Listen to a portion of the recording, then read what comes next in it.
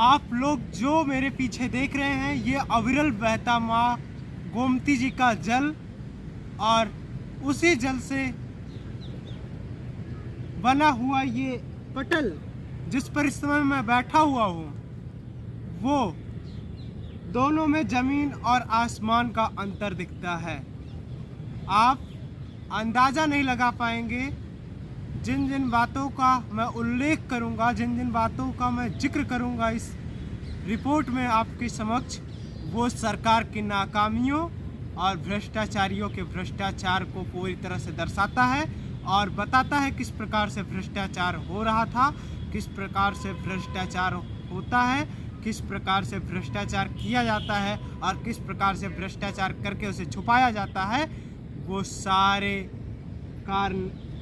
वो सारे कृत्य आप इन कारनामों से समझ सकते हैं।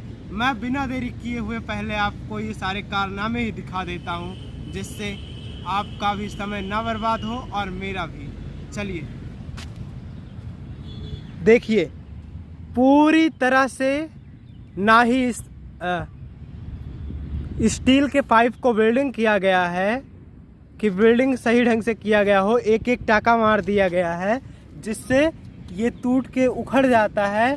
और कि मैं बहुत घूमा, पूरे पार्क को लगभग घूमा और कहीं प्रॉपर वेल्डिंग नहीं की गई है। देखिए किस प्रकार से जोड़ों की घटना आपके समक्ष रख रहा हूँ। देखिए यकीन मानिए, इसी तरह से मैंने बहुत दूर तक समीक्षा की और सारे जोड़ों पर इसी प्रकार की दशा और दुर्दशा दिखी। बताइए, चार टाके से आर पार दिख रहा है और इसको वेल्डिंग मारना कहते हैं।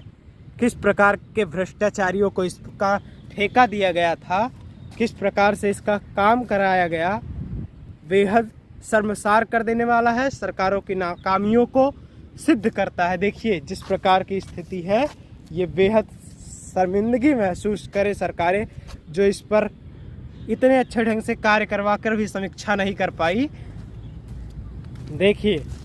देखिए किस प्रकार की स्थिति है। जहाँ तक मैं आपको दिखाऊंगा, जिन भी जोड़ों को मैं आपको दिखाऊंगा, जहाँ तक दिखाऊंगा वहाँ तक यही दुर्दशा है।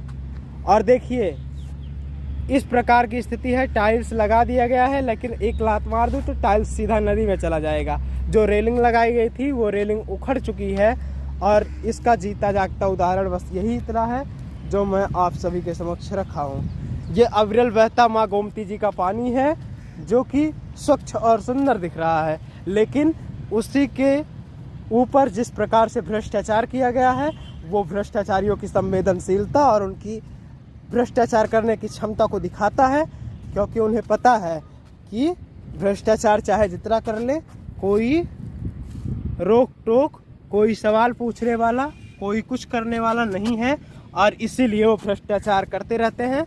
और पूरा ये राजधानी लखनऊ में जिस प्रकार से भ्रष्टाचार हो रहा है, देखिए ये नट 4 नटों के लिए लगा था, लेकिन इसमें 2 ही नट लगाए गए हैं। 2 नट वैसे ही छूट गए हैं, छोड़ दिए गए हैं, और जो 2 नट लगाए गए हैं उनको भी ढीला छोड़ा गया है। अगर ये पूरा गिर जाए तो इसका जिम्मेदार कौन होगा? आपको एक में नहीं, सब में दिखा रहा हूँ। इसमें तो 2-3 ही, एक ही लगा है, इसमें तीनों छोड़ दिया गया है। ऐसी स्थिति यहाँ की भी है और ऐसी स्थिति इस पूरे रिवर फ्रंट की है। जिस प्रकार की स्थिति है वह पूरी स्थिति यह दर्शाता है कि किस प्रकार से इस पर काम किया गया है और किस प्रकार से कहा गया है कि काम करे हैं और किस प्रकार की स्थितियां हैं। ये सरकार की नाकामियों को सीधी तरह से दिखाता है। सरकार ने जब ठेकेदारों से प्रश्न नहीं किया, सरकार ने टेंडर देकर उसमें उनकी घोटालेबाजी में अपनी सहभागिता निभाई और उसी का ये प्रत्यक्ष प्रमाण आपके सामने है।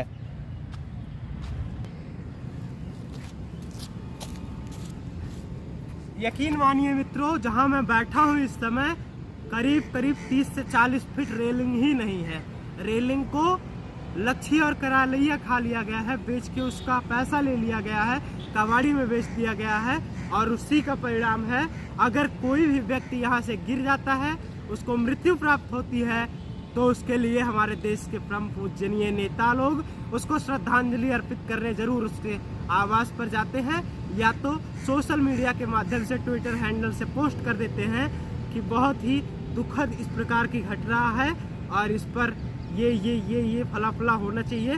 लेकिन जब वो सत्ता में रहते हैं तो सिर्फ और सिर्फ मलाई चाटने का काम करते हैं और इस प्रकार के नीतियों पर कृत्य करके मर जाते हैं और इस प्रकार का कार्य करते हैं। ऐसे भ्रष्ट अधिकारियों, नेताओं और ठेकेदारों पर वर्तमान सरकार को पूरी गंभीरता से कार्रवाई करते हुए इसका मुआवजा वसूलना चाहिए। जिस प्रकार से उन्होंने इस पूरे ठेके में जिस प्रकार से उन्होंने भ्रष्टाचार किया, माँ गोमती जी के अविरल बहते जल के बगल बने इस पथ पर जिस प्रकार से भ्रष्टाचार किया, ये सरासर गलत है और इसके लिए जनता भी नेताओं के बराबर की दोषी है, क्योंकि जनता नेताओं को वोट देने के बाद उनसे कभी प्रत्यक्ष या अप्रत्यक्ष रूप से सवाल नहीं करती। वो फिर से वोट मांगने आते हैं और उनको बाखूबी पूरे सम्मान के साथ वोट दे दिया जाता है और उसी का परिणाम जब लोग यहाँ मर जाते हैं तो ऐसी स्थिति में हमें देखने को मिलता है। और मित्रों, अभी कैमरे के पीछे एक ठेकेदार साहब आए थे जिनसे मैंने बातचीत की। उनसे चर्चा करने के दौरान उन्होंने खुलकर सारी बातें बताई, लेकिन वो कैमरे के सामने आने से मना कर रहे हैं क्योंकि उनके नौकरी पर खतरा मंडरा रहा है। और ऐसी स्थिति में जिस प्रकार की उन्होंने इस पार्क की दुर्दशा बताई, इसमें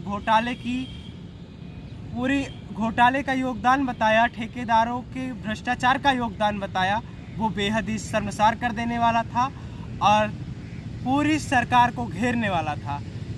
बोल रहे हैं कि अखिलेश यादव 2017 में जब वो मुख्यमंत्री पद से हटे और योगी जी मुख्यमंत्री पद पर बैठे, उसी समय इस पूरे प्रकरण की गहन जांच हुई, लेकिन फिर सरकारें आपस में समझौता करके पूरे प्रकरण को निपटा ली और आम जनमानस तक रिपोर्ट ना पहुंच सकी और एक झूठी रिपोर्ट लग गई कि इसमें कोई भी भ्रष्टाचार नहीं हुआ है। शायद ऐसी रिपोर्ट या कुछ ऐसा बता रहे थे वो यहाँ तक बता रहे थे कि इस पूरे पार्क में लगी हुई सारी लाइटों में भी भ्रष्टाचार किया गया, लाइटें उतार ले जाई गई, चोरी हो गई लाइटें, विद्युत के खंभे चोरी हो गए, विद्युत के एल्युमिनियम के खंभे आए थे उनको बेच लिया गया।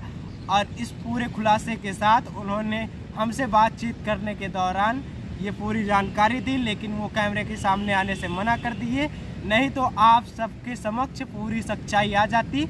लेकिन अभी भी सच्चाई आप सबके समक्ष है, आप भरोसा करें या ना करें, लेकिन सच्चाई यही है। आप आकर इस पूरे प्रकरण को गहनीय तरीके से देख सकते हैं और जांच और परख सकते हैं किस प्रकार की स्थिति है यहाँ की, वो आप सभी के समक्ष आ जाएगी। और देखिए, मैं आपको दिखाता हूँ किस प्रकार से लाइट की भी स्थिति है। लाइट का जिस प्रकार से पोल पर से लाइट उतार ली गई, वो देखिए जितनी भी लाइटें हैं वो इस तरह की, जो ये पोल है, जो सामने पोल दिख रहा है, इस पर जिस प्रकार से लाइट लगी हुई थी उसी प्रकार की लाइट इन सारे पोलों पर भी लगी हुई थी, लेकिन इन सारे पोलों की लाइट उतार ली गई। ये पोलों पर भी ये देखिए, ये सारी लाइट चोरी हो गई है। वही 4 पोलों की लाइट बची हुई है, बाकी सारे पोलों की लाइट चोरी हो गई है। ये पोल और ये पोल की लाइट बची हुई है और बाकी सारे पोलों की लाइट चोरी हो गई। एल्युमिनियम के बड़े बड़े खंभे चोरी हो गए, यहाँ लगाने के लिए जो वृक्ष आए थे वो चोरी हो गए। ऐसे प्रदेश में सरकारें ना ही चोरी होने का, कानून व्यवस्था जारी होने का और सुशासन की सरकार चलाने का दावा जिस प्रकार से पेश करते हैं, वो पूरी तरह से उनकी नाकामियों को दर्शाता है और इस पूरे प्रकरण के लिए हमें आश्वस्त करता है।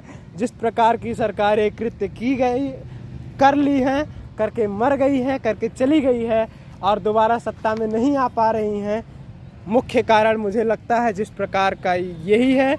और आपको एक बात और बता दें, ये आरसीसी रोड है जो पथ बना हुआ है, ये करीब 8-9 साल पहले ही बना हुआ है, 7-8 साल पहले। और ये रोड आरसीसी रोड है, इस रोड की गारंटी 25 साल होती है। ऐसा मेरा कहना नहीं है, इस देश के सड़क और परिवहन मंत्री जी का कहना है, जिनका नाम नितिन गडकरी जी है।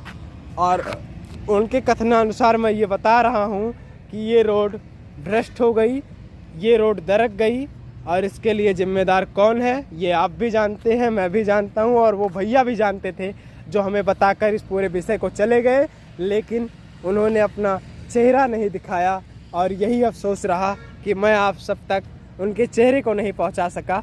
ऐसी स्थिति है, ऐसी परिस्थिति है हमारे प्रदेश की जो कि बेहद शर्मसार कर देने वाली है।